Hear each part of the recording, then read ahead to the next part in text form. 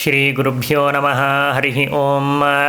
ನಾರಾಯಣಾಯ ಪರಿಪೂರ್ಣಗುಣಾರ್ಣವಾಯ ವಿಶ್ವೋದಯಸ್ಥಿತಿಲಯೋನ್ಯತಿಪ್ರದಾಯ ಜ್ಞಾನಪ್ರದಾಯ ವಿಬುಧಾಸುರಸೌಖ್ಯದುಃಖ ಸತ್ಕಾರಣಾಯ ವಿತತಾಯ ನಮೋ ನಮಸ್ತೆ. ಹರಿ ಓಂ. ನಿನ್ನಿನ ದಿವಸ ನಾವು ಕಲಿಯುಗದಲ್ಲಿ ಜನರು ಹೇಗೆ ವರ್ತನೆ ಮಾಡ್ತಾರೆ ಅಂತನ್ನೋದರ ಬಗ್ಗೆ ಸಂಕ್ಷೇಪವಾಗಿ ಕೆಲವು ಮಾತುಗಳನ್ನು ತಿಳಿದಿದ್ದೇವೆ. ಇವತ್ತಿನ ದಿವಸ ಮತ್ತಷ್ಟು ವಿಷಯಗಳನ್ನು ಸಂಗ್ರಹ ಮಾಡುವುದಕ್ಕಾಗಿ ಪ್ರಯತ್ನವನ್ನು ಮಾಡೋಣ. ನಿನ್ನಿನ ಸಂಚಿಕೆಯಲ್ಲಿ ಕೊನೆಗೆ ಬಂತು ದಾನದ ಬಗ್ಗೆ. ದಾನವನ್ನು ಮಾಡ್ತಾ ಇರುವಂತಹ ಸಂದರ್ಭದಲ್ಲಿ ಉಪಕಾರವನ್ನು ಮಾಡದೇ ಇರತಕ್ಕಂತಹ ವ್ಯಕ್ತಿಗೆ ದಾನ ಮಾಡಿದರೆ ಅದು ಸಾತ್ವಿಕವಾಗಿರತಕ್ಕಂತಹ ದಾನ. ಇನ್ನು ಯಾವನು ನನಗೆ ಪ್ರತ್ಯುಪಕಾರ ಮಾಡುತ್ತಾನೆ ಎಂಬುದಾಗಿ ಭಾವಿಸಿ ನಾವು ದಾನವನ್ನು ಮಾಡಿದರೆ ಅದು ರಾಜಸವಾಗಿರತಕ್ಕಂತಹ ದಾನ. ಪಾತ್ರರಾಗದೇ ಇರತಕ್ಕಂತಹ ವ್ಯಕ್ತಿಗೆ ಕಾಲ ಸರಿಯಾಗಿ ಇಲ್ಲದೇ ಇರುವಂತಹ ಸಂದರ್ಭದಲ್ಲಿ, ದೇಶ ಸರಿಯಾಗಿ ಇಲ್ಲದೇ ಇರತಕ್ಕಂತಹ ಸಂದರ್ಭದಲ್ಲಿ ಮಾಡುವಂತಹ ದಾನವನ್ನು ಇದನ್ನು ತಾಮಸವಾಗಿರತಕ್ಕಂತಹ ದಾನ ಎಂಬುದಾಗಿ ನಾವು ಕೇಳಿದ್ದೇವೆ. ಬ್ರಹ್ಮಾಂಡ ಪುರಾಣದಲ್ಲಿ ಒಂದು ಮಾತು ಬರ್ತದೆ.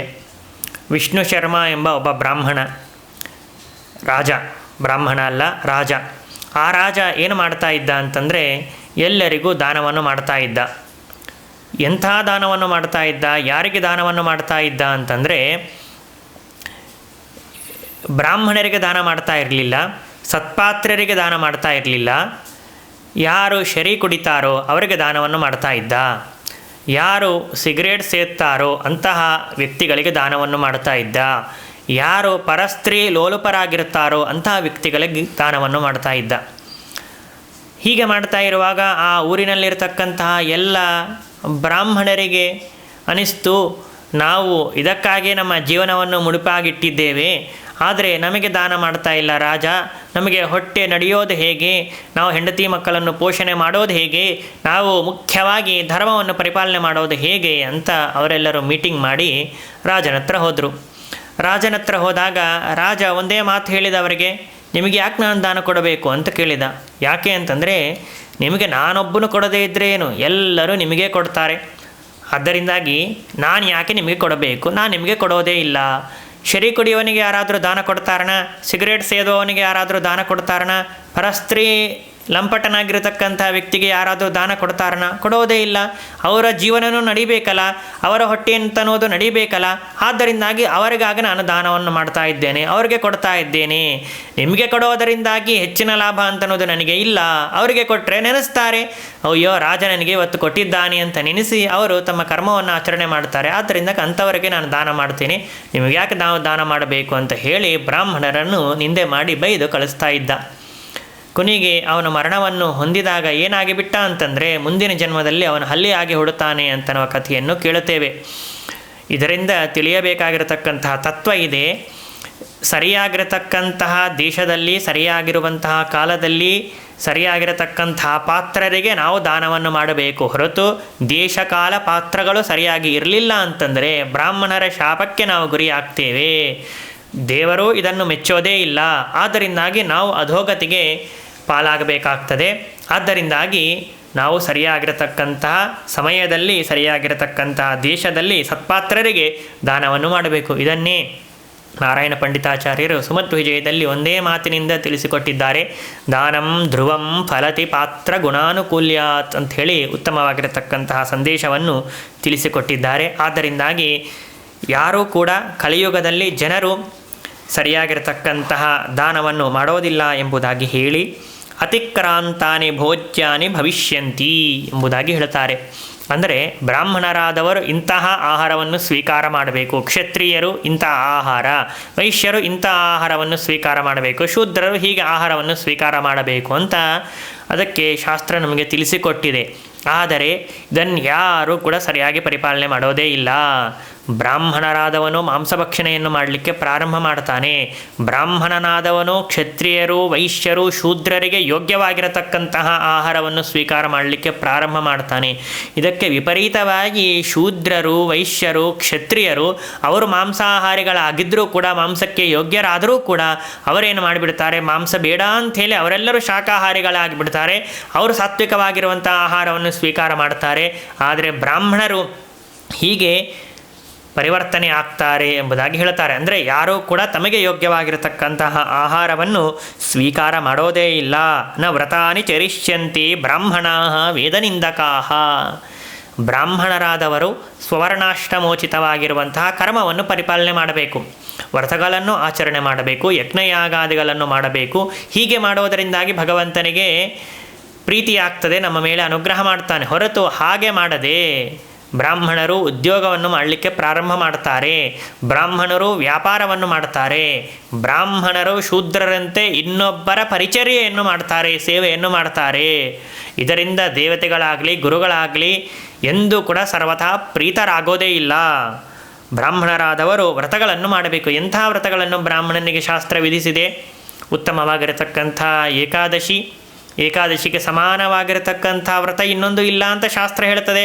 ಅಂತಹ ಏಕಾದಶಿ ವ್ರತ, ಚಾತುರ್ಮಾಸ್ಯ, ಕೃಷ್ಣಾಷ್ಟಮಿ, ವಿಷ್ಣು ಪಂಚಕ, ಭೀಷ್ಮ ಪಂಚಕ ಮೊದಲಾಗಿರತಕ್ಕಂಥ ಅನೇಕ ಉತ್ತಮೋತ್ತಮ ವ್ರತಗಳು, ಉಪವಾಸದ ವ್ರತಗಳಿವೆಲ್ಲ. ಅಷ್ಟಲ್ಲದೆ ಅನೇಕ ವ್ರತಗಳನ್ನು ಶಾಸ್ತ್ರ ವಿಧಾನ ಮಾಡಿದೆ. ಆದರೆ ಅದು ಯಾವುದನ್ನು ಕೂಡ ಬ್ರಾಹ್ಮಣನಾಗಿರತಕ್ಕಂಥವನು ಮಾಡೋದೇ ಇಲ್ಲ. ಇನ್ನೂ ಮುಂದೆ ಒಂದು ಹೆಜ್ಜೆ ಮುಂದೆ ಮಾಡಿ ಶಾಸ್ತ್ರ ಹೇಳಿತು, ಬ್ರಾಹ್ಮಣಾ ವೇದನಿಂದಕಾಹ ಎಂಬುದಾಗಿ ಹೇಳುತ್ತಾರೆ. ಬ್ರಾಹ್ಮಣರು ವೇದಗಳನ್ನು ಅಧ್ಯಯನ ಮಾಡಬೇಕು, ವೇದಗಳನ್ನು ರಕ್ಷಣೆ ಮಾಡಬೇಕು, ಪುರಾಣಗಳನ್ನು ರಕ್ಷಣೆ ಮಾಡಬೇಕು. ಆದರೆ ಬ್ರಾಹ್ಮಣರಾದವರೇ ವೇದವನ್ನು ನಿಂದೆ ಮಾಡಲಿಕ್ಕೆ ಪ್ರಾರಂಭ ಮಾಡ್ತಾರೆ. ಇನ್ನೊಬ್ಬ ಬ್ರಾಹ್ಮಣ ಬಂದು ವೇದವನ್ನು ಅಧ್ಯಯನ ಮಾಡಬೇಕು ಅಂತ ಹೇಳಿದರೆ, ನಾವು ಯಾಕೆ ವೇದವನ್ನು ಅಧ್ಯಯನ ಮಾಡಬೇಕು? ವೇದದಲ್ಲಿ ಎಲ್ಲ ಸುಳ್ಳು ಮಾತನ್ನು ಹೇಳಿಬಿಟ್ಟಿದ್ದಾರೆ, ಪುರಾಣಗಳೆಲ್ಲ ಸುಳ್ಳು, ಇತಿಹಾಸಗಳೆಲ್ಲ ಸುಳ್ಳು ಎಂಬುದಾಗಿ ಹೇಳಿ ವೇದೆಯನ್ನು ನಿಂದನೆ ಮಾಡ್ತಾನೆ ಬ್ರಾಹ್ಮಣನಾಗಿರತಕ್ಕಂಥ ವ್ಯಕ್ತಿ ಎಂಬುದಾಗಿ ಹೇಳ್ತಾರೆ. ಇದು ನಾನು ಹೇಳ್ತಾ ಇರುವಂತಹದ್ದು ಪುರಾಣ ಹೇಳುವಂತಹ ಮಾತು, ಕಲಿಯುಗದ ಅಂತ್ಯಕಾಲದಲ್ಲಿ ನಡೆಯುವಂತಹ ಮಾತು ಎಂಬುದಾಗಿ ಶಾಸ್ತ್ರ ಹೇಳಿದೆ. ನಿನ್ನೆ ಮಾತು ಹೇಳಿದೆ. ಇವತ್ತಿನ ದಿವಸ ಕಲಿಯುಗದ ಪ್ರಾರಂಭದಲ್ಲಿರತಕ್ಕಂತಹ ನಾವು ಇದನ್ನು ಮನವರಿಕೆ ಮಾಡಿಕೊಳ್ಳಬಹುದು, ಪ್ರತ್ಯಕ್ಷ ನಾವು ಕಾಣಬಹುದು. ಎಲ್ಲವನ್ನು ಕೂಡ ಈಗಲೇ ನಾವು ಕಾಣ್ತಾ ಇದ್ದೇವೆ. ಏಕಹಾಯನ ವತ್ಸಾಂಶ್ಚ ವಾಹಯಿಷ್ಯಂತಿ ಮಾನವಾಹ. ಗೋಪೂಜೆಯನ್ನು ಮಾಡಬೇಕು ಅಂತ ಹೇಳ್ತಾರೆ. 33 ಕೋಟಿ ದೇವತೆಗಳು ಗೋವಿನಲ್ಲಿ ಸನ್ನಿಹಿತರಾಗ್ತಾರೆ. ಒಂದು ಗೋವನ್ನು ಪೂಜೆ ಮಾಡುವುದರಿಂದಾಗಿ ಸಕಲ ದೇವತೆಗಳು ಕೂಡ ತೃಪ್ತರಾಗಿ ಅನುಗ್ರಹ ಮಾಡ್ತಾರೆ ಅಂತ ಹೇಳ್ತಾರೆ. ಆದರೆ ಅಂತಹ ಗೋವುಗಳಿಗೆ ಭಾರವನ್ನು ಹೊರಿಸಿ ತಾವು ಪ್ರಯಾಣವನ್ನು ಬೆಳೆಸ್ತಾರೆ. ಆದ್ದರಿಂದಾಗಿ ಅದು ಎಂತಹ ಗೋವುಗಳು, ಹಸುವಾಗಿರತಕ್ಕಂತಹ ಗೋವುಗಳು. 1 ವರ್ಷದ ಗೋವುಗಳಿಗೆ ತಾವು ಬಂಡಿಯನ್ನು ಕಟ್ಟಿ ತಮ್ಮ ಒಂದು ಪ್ರಯಾಣವನ್ನು ಬೆಳೆಸ್ತಾ ಇರ್ತಾರೆ ಜನ ಎಂಬುದಾಗಿ ಹೇಳ್ತಾರೆ. ಪುತ್ರ ಪಿತೃವಧಂ ಕೃತ್ವ ಪಿತಾ ಪುತ್ರವಧಂ ತಥಾ. ಮಗನಾಗಿರತಕ್ಕಂಥವನು ತಂದೆ ತಾಯಿಗಳ ಸಂಹಾರವನ್ನು ಮಾಡ್ತಾನೆ, ತಂದೆ ತಾಯಿಗಳು ಮಗನ ಸಂಹಾರವನ್ನು ಮಾಡ್ತಾರೆ. ಇವತ್ತಿನ ದಿವಸ ಬೆಳಗ್ಗೆ ಎದ್ದ ತಕ್ಷಣ ನಾವು ಪೇಪರೋ ಅಥವಾ ಟಿ ವಿ ಚಾನಲೋ ನ್ಯೂಸ್ ಚಾನಲೋ ಇಟ್ಟು ನೋಡಿದರೆ ಬೆಳಗ್ಗೆ ಎದ್ದ ತಕ್ಷಣ ಇವೇ ವಾರ್ತೆಗಳು. ತಂದೆ ಮಗನನ್ನು ಕೊಂದ, ಮಕ್ಕಳನ್ನು ಕೊಂದು ತಾನು ಸುಸೈಡ್ ಮಾಡ್ಕೊಂಡು ಬಿಟ್ಟ ಅಂತನೋ ಸುದ್ದಿಗಳು ಎಷ್ಟು ಕೇಳ್ತಾ ಇಲ್ಲ. ಹಾಗೆಯೇ ಮಕ್ಕಳು ತಂದೆ ತಾಯಿಗಳು ಮಗನನ್ನು ಕೊಳ್ಳುತ್ತಾರೆ, ಮಕ್ಕಳೇನು ಮಾಡಿಬಿಡ್ತಾರೆ ಅಂತಂದರೆ ಹಣದ ಸಲುವಾಗಿ ತಂದೆ ತಾಯಿಗಳನ್ನು ಸಂಹಾರ ಮಾಡಿ ಅಲ್ಲಿರತಕ್ಕಂಥ ಹಣವನ್ನು ದೋಚಿಕೊಂಡು ಹೋಗಿಬಿಡ್ತಾರೆ. ಇದು ನಡೆಯುವಂತಹ ಒಂದು ಕಾಲ, ಕಲಿಕಾಲ. ನಿರುದ್ವೇಗೋ ಬೃಹದ್ವಾದಿ ನನಿಂದಾಮುಪಲಭ್ಯತೆ ಎಂಬುದಾಗಿ ಹೇಳ್ತಾರೆ. ಕಲಿಯುಗದಲ್ಲಿರತಕ್ಕಂತಹ ಜನರಿಗೆ ಉತ್ಸಾಹ ಅಂತ ಅನ್ನೋದೇ ಇರೋದೇ ಇಲ್ಲ, ನಿರುತ್ಸಾಹಗಳಾಗಿ ಬಿಡ್ತಾರೆ. ಆಲಸ್ಯವನ್ನು ಪ್ರದರ್ಶನ ಮಾಡ್ತಾರೆ. ಯಾವುದು ಒಂದು ಕೆಲಸವನ್ನು ಹೇಳಿದರೂ ಕೂಡ ಸಕಾಲಕ್ಕೆ ಅವರು ಮಾಡೋದೇ ಇಲ್ಲ. ಇವತ್ತು ನಾವು ಯಾವುದಾದ್ರೂ ಒಂದು ಕೆಲಸವನ್ನು ಹೇಳಿದ್ದೇವೆ ಅಂತಂದರೆ ನಾಳೆ ಮಾಡ್ತೇನೆ ಅಂತಾರೆ, ನಾಡದ್ದು ಮಾಡ್ತೇನೆ ಅಂತಾರೆ. ಒಂದು ವಾರ ಆದಮೇಲೆ ನಾವು ಮತ್ತೆ ಫೋನ್ ಮಾಡಬೇಕು, ಫೋನ್ ಮಾಡಿದ್ರೆ ಇಲ್ಲ ಮರ್ತು ಹೋಗಿದ್ದೆ ಅಂತ ಹೇಳಿ ಮತ್ತೆ ಆಗ ಪ್ರಾರಂಭ ಮಾಡಿಬಿಡ್ತಾರೆ. ಕಲಿಯುಗದ ಜನರು ಆಲಸ್ಯವನ್ನು ಪ್ರದರ್ಶನ ಮಾಡ್ತಾರೆ, ಉತ್ಸಾಹ ಅಂತ ಅನ್ನೋದು ಇರೋದಿಲ್ಲ ಎಂಬುದಾಗಿ ಹೇಳುತ್ತಾರೆ. ಹಿತೋಪದೇಶದಲ್ಲಿ ಸುಭಾಷಿತಕಾರರೊಂದು ಉತ್ತಮವಾಗಿರತಕ್ಕಂಥ ವಿಷಯವನ್ನು ಹೇಳ್ತಾರೆ. ಆಲಸ್ಯಂ ಸ್ತ್ರೀ ಸೇವಾ ಸರೋಗತ ಜನ್ಮ ಭೂಮಿ ವಾತ್ಸಲ್ಯಂ ಸಂತೋಷೋ ಭೀರುತ್ವಂ ಷಡ್ವ್ಯಾಘಾತಾ ಮಹತ್ವಸ್ಯ ಎಂಬುದಾಗಿ ಹೇಳ್ತಾರೆ. ನಮ್ಮ ಮಹತ್ವವನ್ನು ನಾವು ಕಾಪಾಡಿಕೊಳ್ಳಬೇಕು, ನಮ್ಮ ದೊಡ್ಡಸ್ತಿಕೆ ನಾವು ಕಾಪಾಡಿಕೊಳ್ಳಬೇಕು ಅಂತಂದರೆ ಈ 6 ದೋಷಗಳಿಂದ ನಾವು ದೂರ ಇರಬೇಕು. ಈ 6 ಮಾಡಬಾರದು ಎಂಬುದಾಗಿ ಹೇಳಿದ್ದಾರೆ. ಒಂದು, ಆಲಸ್ಯವನ್ನು ಪ್ರದರ್ಶನ ಮಾಡಬಾರದು. ನಾವು ಆಲಸ್ಯವನ್ನು ಪ್ರದರ್ಶನ ಮಾಡಿದರೆ ಜನ ನಮ್ಮ ಹತ್ರ ಬರೋದೇ ಇಲ್ಲ. ಸ್ತ್ರೀ ಲೋಲುಪನಾಗಿ ಸ್ತ್ರೀಯನ್ನು ಸೇವಾ ಮಾಡ್ತಾ ಇದ್ದರೆ, ಸ್ತ್ರೀ ರತನಾಗಿ ಬಿಟ್ಟರೆ ಯಾರೂ ನಮ್ಮ ಹತ್ರ ಬರೋದೇ ಇಲ್ಲ. ಯಾವಾಗಲೂ ರೋಗದಿಂದ ನಾವು ಒದ್ದಾಡ್ತಾ ಇದ್ದೇವೆ ಅಂತಂದರೆ ಅಂತಹ ಸಂದರ್ಭದಲ್ಲೂ ಕೂಡ ನಮ್ಮ ಹತ್ರ ಯಾರೂ ಬರೋದೇ ಇಲ್ಲ. ಇನ್ನು ಜನ್ಮಭೂಮಿ ವಾತ್ಸಲ್ಯ, ಜನ್ಮಭೂಮಿ ಅಂತಂದರೆ ನಾವು ಹುಟ್ಟಿರತಕ್ಕಂತಹ ಭೂಮಿ, ಅದರ ಮೇಲೆ ವಾತ್ಸಲ್ಯ ಇರಬೇಕು, ಪ್ರೀತಿ ಇರಬೇಕು, ಅಭಿಮಾನ ಇರಬೇಕು. ಆದರೆ ಅದನ್ನು ಬಿಟ್ಟು ನಾನು ಮುಂದೆ ಹೋಗೋದೇ ಇಲ್ಲ ಅಂತಂದರೆ ನಮ್ಮ ಉದ್ಧಾರವಾಗಲಿಕ್ಕೆ ಸಾಧ್ಯವಿಲ್ಲ. ನಮ್ಮ ಉದ್ಧಾರ ಆಗಬೇಕು, ನಾವು ಮಹತ್ವವನ್ನು ಸಂಪಾದನೆ ಮಾಡಬೇಕು ಅಂತಂದರೆ 4 ಊರುಗಳಲ್ಲಿ ಸಂಚಾರ ಮಾಡಿ ಅಲ್ಲಿ ಉಪದೇಶವನ್ನು ಮಾಡಿದಾಗ ಮಾತ್ರ ನಮ್ಮ ಉದ್ಧಾರ ಅಂತನ್ನೋದು ಆಗಲಿಕ್ಕೆ ಸಾಧ್ಯ ಎಂಬುದಾಗಿ ಶಾಸ್ತ್ರ ಹೇಳುತ್ತದೆ. ಸಂತೋಷೋ ಭೀರುತ್ವಂ, ಯಾವನು ಅತೀಯಾಗಿರತಕ್ಕಂತಹ ಸಂತೋಷವನ್ನು ಪಡ್ತಾನೆ ಅಂಥವನಿಗೂ ಕೂಡ ಮಹತ್ವ ಅಂತನ್ನೋದು ಸಿಗೋದೇ ಇಲ್ಲ. ಇನ್ನು ಯಾವನು ಭಯಶಾಲಿಯಾಗಿರ್ತಾನೆ, ಪ್ರತಿಯೊಂದು ವಿಷಯಕ್ಕೂ ಕೂಡ ಹೆದರ್ತಾ ಇರ್ತಾನೆ, ಅಂಥವನಿಗೂ ಕೂಡ ಮಹತ್ವ ಅಂತನ್ನೋದು ದೂರವಾಗಿ ಬಿಡುತ್ತದೆ ಎಂಬುದಾಗಿ ಹೇಳ್ತಾರೆ. ಆದ್ದರಿಂದಾಗಿ ಸರ್ವಥಾ ನಾವು ಆಲಸ್ಯವನ್ನು ಪ್ರದರ್ಶನ ಮಾಡಬಾರದು, ನಿರುತ್ಸಾಹವನ್ನು ಪ್ರದರ್ಶನ ಮಾಡಬಾರದು ಅಂತ ಹೇಳಿದರೆ ಕಲಿಯುಗದಲ್ಲಿರತಕ್ಕಂಥ ಜನ ಇದನ್ನೇ ಮಾಡ್ತಾ ಇರ್ತಾರೆ ಎಂಬುದಾಗಿ ಹೇಳ್ತಾರೆ. ಹೇಳಿ ಇನ್ನೊಂದು ಬಹಳ ಮಹತ್ವದ ಮಾತನ್ನು ಹೇಳ್ತಾ ಇದ್ದಾರೆ. ವಿಧವಾನಾಂಚ ವಿತ್ತಾನಿ ಹರಿಷ್ಯಂತೀಹ ಮಾನವಾಹ ವಿಧವಾ ವ್ಯಭಿಚಾರಿಣ್ಯೋ ವಿಧವಾಶ್ಚಾಂಡಭಾಷಿಕಾಹ ಎಂಬುದಾಗಿ ಹೇಳ್ತಾರೆ. ಸ್ತ್ರೀಯರ ಧನವನ್ನು, ಬ್ರಹ್ಮಚಾರಿಗಳ ಧನವನ್ನು, ಗುರುಗಳ ಧನವನ್ನು, ದೇವತೆಗಳ ಧನವನ್ನು ಸರ್ವಥಾ ಸ್ವೀಕಾರ ಮಾಡಬಾರದು, ಅಪಹಾರ ಮಾಡಬಾರದು ಅಂತ ಶಾಸ್ತ್ರ ವಿಧಾನ ಮಾಡಿದರೆ ಕಲಿಯುಗದಲ್ಲಿರುವಂಥ ಜನರೇನು ಮಾಡ್ತಾರೆ ಅಂತಂದರೆ ವಿಧವೆಯರ ಹಣವನ್ನು ಸ್ವೀಕಾರ ಮಾಡ್ತಾರೆ, ಕಳ್ಳತನವನ್ನು ಮಾಡ್ತಾರೆ. ಪಾಪ ಗಂಡನನ್ನು ಕಳೆದುಕೊಂಡು 4 ದುಡ್ಡು ಅವಳ ಹತ್ರ ಇರ್ತದೆ, ಅದನ್ನೇ ಹೆಂಡತಿ ಮಕ್ಕಳನ್ನು ಪೋಷಣೆ ಮಾಡಬೇಕು, ಅದನ್ನು ಆಚರಣೆ ಮಾಡ್ತಾ ಇರುವಂತಹ ಸಂದರ್ಭದಲ್ಲಿ ಅದನ್ನು ಬಿಟ್ಟು ಅವಳ ಧನವನ್ನೇ ನಾವು ಅಪಹಾರ ಮಾಡ್ತೀವಿ ಅಂತಂದರೆ ಸರ್ವಥಾ ಅದನ್ನು ಭಗವಂತ ಮೆಚ್ಚೋದಿಲ್ಲ. ಆದರೆ ಕಲಿಯುಗದಲ್ಲಿರತಕ್ಕಂಥ ಜನರು ವಿಧವಾನಾಂಚ ವಿತ್ತಾನಿ ಹರಿಷ್ಯಂತಿ, ವಿಧವೆಯರ ಹಣವನ್ನು ಹರಣ ಮಾಡ್ತಾರೆ. ವಿಧವಾಹ ವ್ಯಭಿಚಾರಿಣ್ಯ, ಹಾಗಾದರೆ ಮತ್ತು ವಿಧವೆಯರಾದರೂ ಒಳ್ಳೆಯವರಾಗಿರುತ್ತಾರೆಯಾ ಅಂತಂದರೆ ಅವರು ಕೂಡ ತಮ್ಮ ಒಳ್ಳೆತನವನ್ನು ಬಿಟ್ಟು ಬಿಡುತ್ತಾರೆ, ವ್ಯಭಿಚಾರವನ್ನು ಮಾಡ್ತಾರೆ. ವಿಧವೆಯರು ವ್ಯಭಿಚಾರವನ್ನು ಮಾಡ್ತಾ ಇರ್ತಾರೆ. ವಿಧವಾಶ್ಚಾಂಡಭಾಷಿಕಾ, ವಿಧವೆಯರು ಸುಳ್ಳಾಗಿರತಕ್ಕಂಥ ಮಾತನ್ನು ಆಡ್ತಾ ಇರ್ತಾರೆ. ವಿಧವಾಹ ಕಾರ್ಯದಕ್ಷಾಶ್ಚ ವಿಧವಾಹ ಭೂಷಣೇ ರತಾಹ. ವಿಚಿತ್ರ ಏನು ಅಂತಂದರೆ ಯಾವನು ಸರಿಯಾಗಿರತಕ್ಕಂಥ ಕರ್ಮವನ್ನು ಮಾಡಲಿಕ್ಕೆ ಯೋಗ್ಯನಾಗಿರುವಂತಹ ವ್ಯಕ್ತಿ ಅಂತ ಇರ್ತಾನಲ್ಲ ಅಂಥವನು ಕೆಲಸವನ್ನು ಮಾಡೋದಿಲ್ಲ. ವಿಧವೆಯರೇ ಎಲ್ಲ ಕೆಲಸಗಳಲ್ಲಿ ಆಕ್ಟಿವ್ ಆಗಿಟ್ಟು ಬಿಡ್ತಾರೆ. ನಾವು ಯಾವುದಾದ್ರೂ ಹೂವನ್ನು ಕಟ್ಟಲಿಕ್ಕೆ ಸೇವೆ ಮಾಡಲಿಕ್ಕೆ ಬರಬೇಕು ಅಂತ ಹೇಳಿದರೆ ವಿಧವೆಯರೇ ಬರ್ತಾರೆ. ಇನ್ನು ದೇವರ ಆರಾಧನೆಯನ್ನು ಮಾಡಬೇಕು ಬರಬೇಕು ಅಂತ ಹೇಳಿದರೆ ವಿಧವೆಯರೇ ಬರ್ತಾರೆ. ಪಾಠ ಪ್ರವಚನ ನಡೀತಾ ಇದೆ ಬರಬೇಕು ಅಂತ ಹೇಳಿದರೆ ವಿಧವೆಯರೇ ಬರ್ತಾರೆ. ಹೀಗೆ ಪ್ರತಿಯೊಂದು ಕೆಲಸದಲ್ಲೂ ಕೂಡ ವಿಧವೆಯರು ಆಕ್ಟಿವ್ ಆಗಿ ಪಾರ್ಟಿಸಿಪೇಟ್ ಮಾಡ್ತಾರೆ. ಆದರೆ ಯಾರು ಯೋಗ್ಯರಾಗಿರ್ತಾರೆ ಅಂಥವರು ಬರೋದೇ ಇಲ್ಲ. ವಿಧವಾಹ ಭೂಷಣೇ ರಥಃ, ವಿಧವೆಯರು ಅಲಂಕಾರವನ್ನು ಮಾಡಿಕೊಳ್ಳಬಾರದು. ಎಲ್ಲಿವರೆಗೆ ಗಂಡ ಇರ್ತಾನೋ ಅಲ್ಲಿವರೆಗೆ ತಾವು ಸುಮಂಗಲವಾಗಿರತಕ್ಕಂಥ ದ್ರವ್ಯಗಳನ್ನು ಹಾಕಿಕೊಳ್ಳಬೇಕು ಎಂಬುದಾಗಿ ಶಾಸ್ತ್ರ ಹೇಳುತ್ತದೆ. ಆದರೆ ಕಲಿಯುಗದ ಅಂತ್ಯಕಾಲದಲ್ಲಿ ಜನರು ಹೇಗಾಗಿಬಿಡ್ತಾರೆ ಅಂತಂದರೆ ವಿಧವೆಯರೇ ತಾವು ಅಲಂಕಾರವನ್ನು ಮಾಡಿಕೊಳ್ಳುತ್ತಾರೆ, ಎಲ್ಲ ಆಭರಣಗಳನ್ನು ತಾವು ಧಾರಣೆ ಮಾಡಿಬಿಡ್ತಾರೆ. ವಿಧವೆಯರು ಸರಿಯಾಗಿ ಸರ್ವಥಾ ಅವರು ಬಣ್ಣದ ಬಟ್ಟೆಗಳನ್ನು ಧಾರಣೆ ಮಾಡಬಾರದು, ಬಿಳಿಯಾಗಿರತಕ್ಕಂತಹ ವಸ್ತ್ರವನ್ನೇ ಧಾರಣೆ ಮಾಡಬೇಕು ಅಂತ ಪುರಾಣ ಹೇಳಿದರೆ ರಕ್ತವಸ್ತ್ರಾಶ್ಚ ವಿಧವಾಹ, ಕೆಂಪಾಗಿರತಕ್ಕಂತಹ ಬಟ್ಟೆ ಅಥವಾ ಉಪಲಕ್ಷಣತೆಯ ಬಣ್ಣದ ಬಟ್ಟೆಗಳನ್ನು ಅವರು ಧಾರಣೆ ಮಾಡ್ತಾರೆ. ಸಕೇಶಾಹ ಭುವಿ ನಾರದರಿಗೆ ಬ್ರಹ್ಮದೇವರು ಹೇಳಿದ ಮಾತು, ಗಂಡ ಸತ್ತ ಮೇಲೆ ತಾವು ಮುಂಡನವನ್ನು ಮಾಡಿಸಿಕೊಳ್ಳಬೇಕು. ಆದರೆ ಕಲಿಯುಗದಲ್ಲಿರತಕ್ಕಂತಹ ಸ್ತ್ರೀಯರು ಗಂಡ ಸತ್ತು ಹೋದ ಮೇಲೂ ಕೂಡ ಸರ್ವಥಾ ಅವರು ಕೂದಲನ್ನು ಪರಿತ್ಯಾಗವನ್ನು ಮಾಡೋದೇ ಇಲ್ಲ, ಸಕೇಶಿಗಳಾಗಿ ಅವರು ಉಳಿದು ಬಿಡ್ತಾರೆ ಎಂಬುದಾಗಿ ನಾರದರಿಗೆ ಬ್ರಹ್ಮದೇವರು ಹೇಳಿದರು. ವಿಧವಾನಾಂಚ ವಂಶಾಶ್ಚ ಭವಿಷ್ಯಂತಿ ಕಲಯುಗೆ, ವಿಧವೆಯರ ವಂಶವೇ ಬೆಳೆದು ಬಿಡುತ್ತದೆ. ಇವತ್ತಿನ ದಿವಸ ನಾವು ಪ್ರತ್ಯಕ್ಷವಾಗಿ ಇದನ್ನು ಕಾಣ್ತಾ ಇದ್ದೇವೆ. ಎಲ್ಲ ವಿಧವೆಯರ ವಂಶ ಬೆಳೀತಾ ಇದೆ. ವಿಧವಾಹ ಕುಟ್ಟನ ರಥಾಹ ವಿಧವಾಹ ಪುರುಷೇ ರಥಾಹ ಎಂಬುದಾಗಿ ಹೇಳುತ್ತಾರೆ. ವಿಧವೆಯರು ವ್ಯಭಿಚಾರವನ್ನು ಮಾಡೋದಲ್ಲದೆ ವ್ಯಭಿಚಾರವನ್ನು ಮಾಡಿಸುತ್ತಾರೆ. ಸ್ತ್ರೀಯರನ್ನು 4 ಒಳ್ಳೆಯ ಮಾತುಗಳನ್ನು ಹೇಳಿ ಕರೆದುಕೊಂಡು ಬಂದು ಪರಪುರುಷರ ಜೊತೆಗೆ ಅವರ ಸಂಘವನ್ನು ಮಾಡಿಸಿ ಹೀಗೆ ವ್ಯಭಿಚಾರವನ್ನು ಮಾಡ್ತಾ ಇರ್ತಾರೆ ಸ್ತ್ರೀಯರು. ಇನ್ನೊಂದು ಮಾತನ್ನು ಹೇಳ್ತಾರೆ, ವಿಧವಾನಾಂಚ ಪ್ರಾಬಲ್ಯಂ ಭವಿಷ್ಯತಿ ಕಲೌಯುಗೆ. ಕಲಿಯುಗದಲ್ಲಿ ವಿಧವೆಯರ ಪ್ರಾಬಲ್ಯ ಅಂತನ್ನೋದು ಬೆಳೆದು ಬಿಡ್ತದೆ. ಯಾವುದೇ ಒಂದು ನೀವು ಸತ್ಕರ್ಮವನ್ನು ಮಾಡಬೇಕು ಅಂತಂದರೆ ವಿಧವೆಯರು ಬೇಕು, ವಿಧವೆಯರು ಇಲ್ಲದೇ ಇದ್ದರೆ ಕಾರ್ಯನೇ ನಡೆಯೋದೇ ಇಲ್ಲ ಅಂತ ಹಾಗೆ ಆಗಿಬಿಡ್ತದೆ. ಅಲ್ಪ ವೀರ್ಯ ಬಲ ಸ್ತಬ್ಧಾ ಲೋಭಮೋಹ ಪರಾಯಣಾ. ಅಲ್ಪವಾಗಿರತಕ್ಕಂತಹ ವೀರ್ಯ, ಅಲ್ಪವಾಗಿರತಕ್ಕಂಥ ಬಲ, ಅಲ್ಪವಾಗಿರತಕ್ಕಂಥ ಆಯುಷ್ಯ ಇವು ಎಲ್ಲವನ್ನೂ ಕೂಡ ಕಲಿಯುಗದಲ್ಲಿರತಕ್ಕಂಥ ಜನರು ಹೊಂದಿರ್ತಾರೆ ಎಂಬುದಾಗಿ ಹೇಳಿ ಪರಿಗ್ರಹಂ ಕರಿಷ್ಯಂತಿ ಪಾಪಾಚಾರ ಪರಿಗ್ರಹ ಎಂಬುದಾಗಿ ಹೇಳ್ತಾರೆ. ತಸ್ಮಿನ್ ಯುಗೆ ಮುನಿಶ್ರೇಷ್ಠ ರಾಜಾನಃ ಪಾಪಬುದ್ಧಯ ಪರಸ್ಪರ ವಧೋದ್ಯುಕ್ತಾ ಮೂರ್ಖಾ ಪಂಡಿತಮಾನಿನಃ.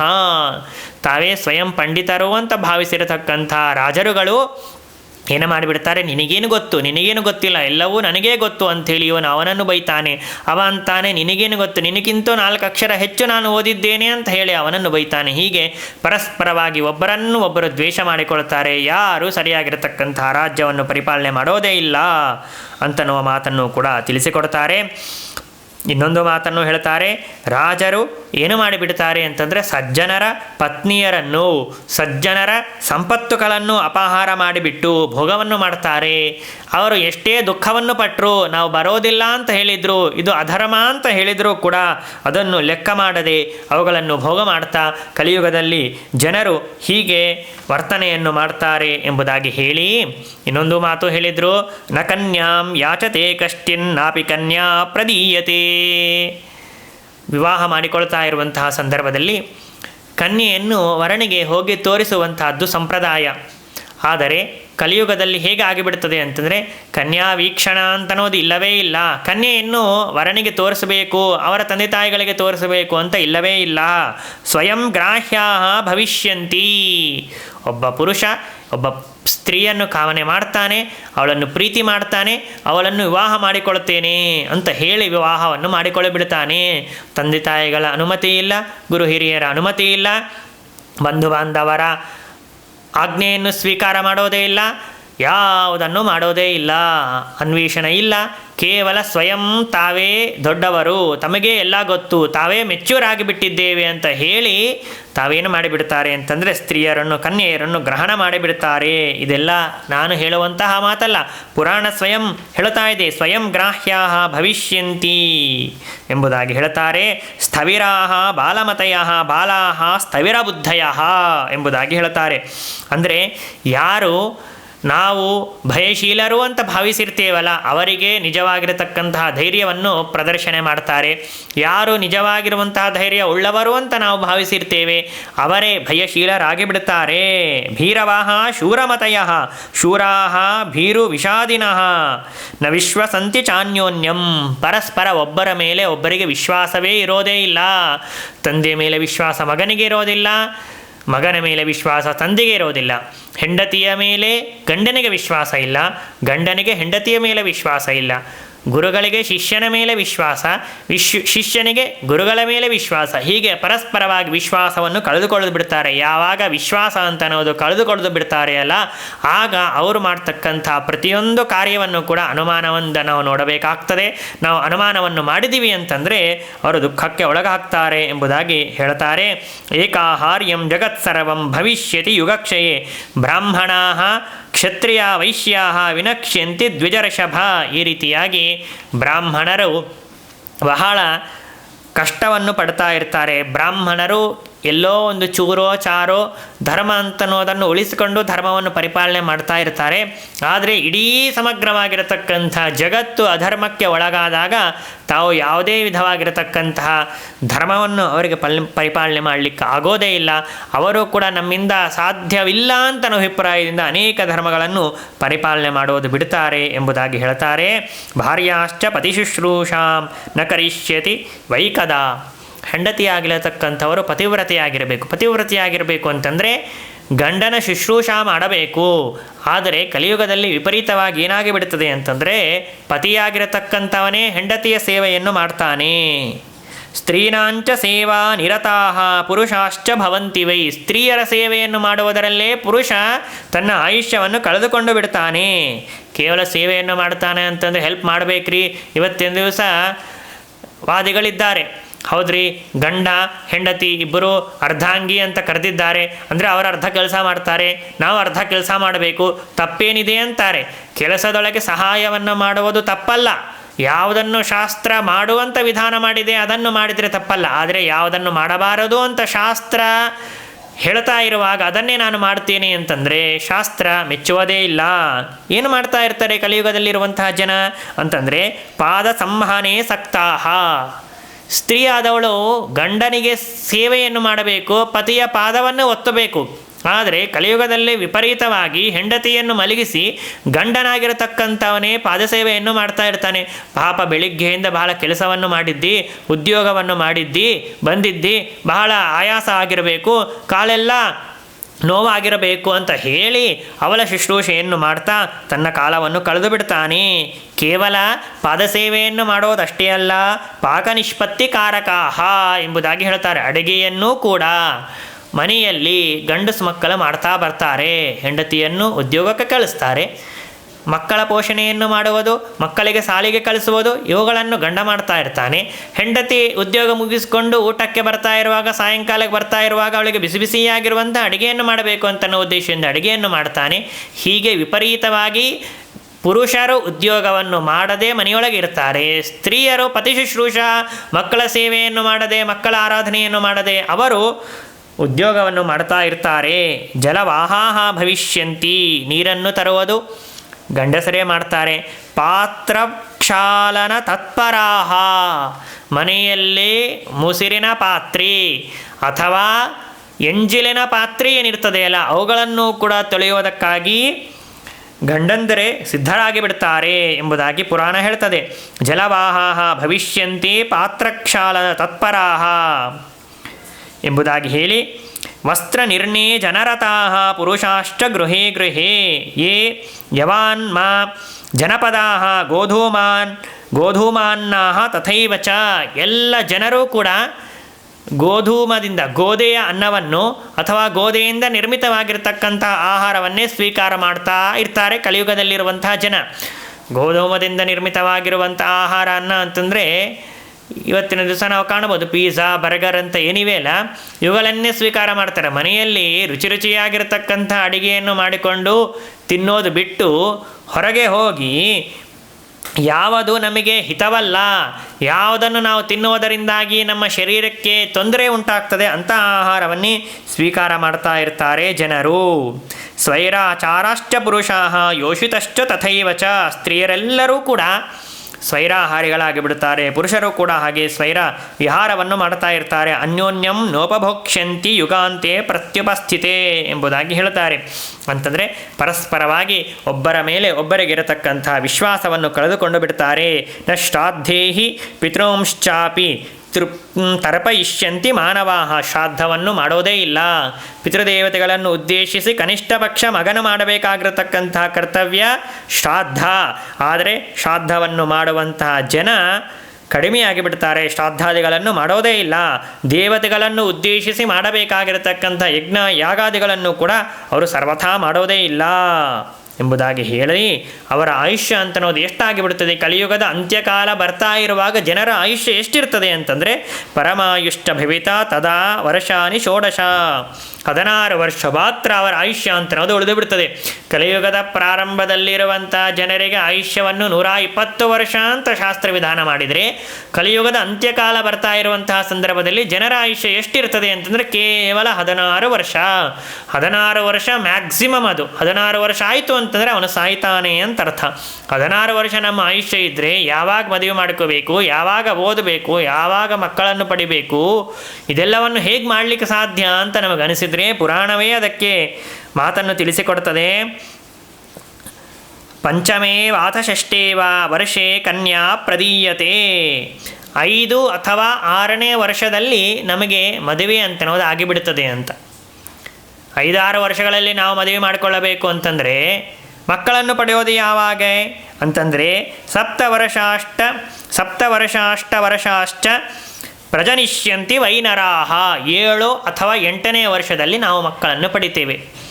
5-6 ವರ್ಷದಲ್ಲಿ ಮದುವೆ ಆಗಿಬಿಡುತ್ತದೆ, 7-8 ವರ್ಷಗಳಲ್ಲಿ ಮಕ್ಕಳಾಗಿಬಿಡುತ್ತಾರೆ. 10-12 ವರ್ಷಗಳು ಬಂದರೆ ನಾವು ಪ್ರಾಣವನ್ನು ಕಳೆದುಕೊಂಡು ಬಿಡ್ತೇವೆ. ಇನ್ನು ಕೊನೆಯ ಪಕ್ಷ ನಮ್ಮ ಆಯುಷ್ಯ ನಾವು ಗಟ್ಟಿಯಾಗಿದ್ದೀವಿ ಅಂತಂದರೆ ನಾವು ಬದುಕೋದು 16 ವರ್ಷಗಳು ಮಾತ್ರ ಎಂಬುದಾಗಿ ಹೇಳ್ತಾರೆ. ಆ ಸಂದರ್ಭದಲ್ಲಿ ನಮಗೆ ಯಾವ ಪತಿವ್ರತಾ ಧರ್ಮಗಳು ನೆನಪಿರ್ತವೆ, ಯಾವ ಪುರಾಣಗಳನ್ನು ಕೇಳಲಿಕ್ಕೆ ಸಮಯ ಇರ್ತದೆ, ಯಾವ ಶಾಸ್ತ್ರವನ್ನು ಓದಲಿಕ್ಕೆ ಸಮಯ ಇರ್ತದೆ, ಯಾವ ಧರ್ಮವನ್ನು ಆಚರಣೆ ಮಾಡಲಿಕ್ಕೆ ನಮಗೆ ಸಮಯ ಇರ್ತದೆ, ಯಾವುದಕ್ಕೂ ಕೂಡ ಸಮಯ ಇರೋದೇ ಇಲ್ಲ. 120 ವರ್ಷ ಆಯುಷ್ಯ ಕೊಟ್ಟಾಗಲೇ ಟೈಮ್ ಇಲ್ಲ ಅಂತ ನಾವು ಒದ್ದಾಡ್ತಾ ಇರ್ತೇವೆ. ಅಂಥದ್ದು 16 ವರ್ಷ ಆಯುಷ್ಯವನ್ನು ಭಗವಂತ ಕೊಟ್ಟಿದ್ದ ಅಂತಂದರೆ ಆ ಕಾಲದಲ್ಲಿ ನಮ್ಮ ಜೀವನವನ್ನು ಹೇಗೆ ನಾವು ನಡೆಸಲಿಕ್ಕೆ ಸಾಧ್ಯ ಎಂಬುದಾಗಿ ಪರಿಪರಿಯಾಗಿ ಒಂದಲ್ಲ ಎರಡಲ್ಲ ಅನೇಕ ಮಾತುಗಳನ್ನು ನಮಗೆ ಪುರಾಣ ಅಂತನ್ನೋದು ತಿಳಿಸಿಕೊಡ್ತದೆ. ಇದನ್ನು ನಾವು ಕೇಳಿ ನಾವೇನು ವಿಚಾರ ಮಾಡಬೇಕು, ನಾವೇನು ತಿಳಿದುಕೊಳ್ಳಬೇಕು ಅಂತಂದರೆ, ಈಗ ಕಲಿಯುಗದ ಪ್ರಾರಂಭದಲ್ಲಿ ನಾವು ಹುಟ್ಟಿದ್ದೇವೆ. ಎಷ್ಟೋ ಪುಣ್ಯ ಮಾಡಿದ್ದರಿಂದಾಗಿ ಮನುಷ್ಯ ಜನ್ಮ ಬಂದಿದೆ. ಆ ಮನುಷ್ಯರಾಗಿ ಹುಟ್ಟಿದಾಗಲೂ ಕೂಡ ಬ್ರಾಹ್ಮಣರಾಗಿ ಹುಟ್ಟಿದ್ದೇವೆ. ಬ್ರಾಹ್ಮಣರಾದರೂ ಕೂಡ ಮಾಧ್ವ ಜನ್ಮ ಬಂದಿದೆ. ಮಾಧ್ವ ಜನ್ಮ ಬಂದಾಗ ಉಪದೇಶವನ್ನು ಮಾಡಲಿಕ್ಕೆ ಗುರುಗಳು ಸಿಕ್ಕಿದ್ದಾರೆ, ಉಪದೇಶವನ್ನು ಕೇಳಲಿಕ್ಕೆ 4 ಜನ ಇದ್ದಾರೆ. ಅಂತಹ ಸಂದರ್ಭದಲ್ಲಿ ನಾವು ಧರ್ಮವನ್ನು ಆಚರಣೆ ಮಾಡೋದೇ ಇಲ್ಲ, ಶಾಸ್ತ್ರಾಧ್ಯಯನ ಮಾಡೋದೇ ಇಲ್ಲ, ಯಜ್ಞ ಯಾಗಾದಿಗಳನ್ನು ವ್ರತ ಉಪವಾಸಗಳನ್ನು ಆಚರಣೆ ಮಾಡೋದೇ ಇಲ್ಲ, ನಮ್ಮ ಕಾಲವನ್ನು ನಾವು ವ್ಯರ್ಥ ಮಾಡಿಕೊಳ್ತೇವೆ ಅಂತಂದರೆ ಭಗವಂತ ಸರ್ವಥಾ ಇದನ್ನು ಮೆಚ್ಚೋದಿಲ್ಲ. ಆದ್ದರಿಂದಾಗಿ ಆದಷ್ಟು ನಾವು ಭಗವಂತನ ಆರಾಧನೆಯನ್ನು, ಗುರುಗಳ ಆರಾಧನೆಯನ್ನು ಮಾಡಿ ನಮ್ಮ ಸಮಯವನ್ನು ನಾವು ಕಳೆದಿವಿ ಅಂತಂದರೆ ಗುರುಗಳು ತದಂತರ್ಗತನಾಗಿರತಕ್ಕಂತಹ ಭಗವಂತ ಪ್ರಸನ್ನನಾಗ್ತಾನೆ. ಆದ್ದರಿಂದ ಸರ್ವಥಾ ಯಾರೂ ಕೂಡ ಕಾಲಹರಣ ಮಾಡದೆ ಹೀಗೆ ಮಾಡುವುದರಿಂದಾಗಿ ನಮ್ಮ ಜನ್ಮ ಸಾರ್ಥಕವಾಗ್ತದೆ ಎಂಬುದಾಗಿ ಇವತ್ತಿನ ಒಂದು ಉಪನ್ಯಾಸದಿಂದ ನಾವು ತಿಳಿಯಬೇಕಾಗಿರತಕ್ಕಂತಹ ತತ್ವ ಎಂಬುದಾಗಿ ಹೇಳ್ತಾ 2 ಮಾತುಗಳನ್ನು ಮಧ್ವಾಂತರ್ಗತ ಶ್ರೀಕೃಷ್ಣಾರ್ಪಣಮಸ್ತು.